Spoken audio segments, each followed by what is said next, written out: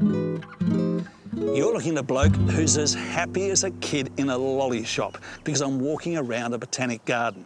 The Royal Botanic Garden, Melbourne, to be specific. And this is a terrific place to go for a wander and get in contact with nature.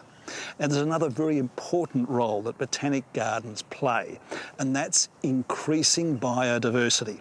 Let me show you what I mean.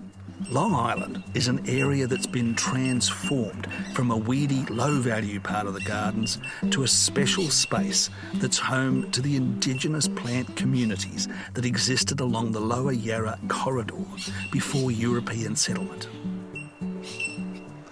Nowhere else in the area can you find a collection like this. And all of the plants have been sourced from known local areas. That means they've got what we call local provenance. Now, there's 25,000 individuals been planted out in 5 distinct plant communities on this tiny island. Why is this important? Well, we can see what the natural landscape looked like before the city took over. It provides habitat and a life-giving pathway to local wildlife, which includes fish, birds, reptiles and insects.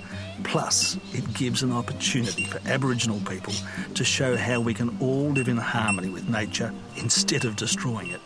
The Boon Wurrung people now have a site to demonstrate their history and culture through the work of an Aboriginal liaison officer.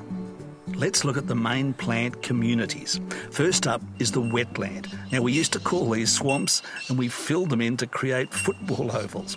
Wetlands are significant drivers of water movement through the land and often provide a breeding ground for many organisms, including some from surrounding areas.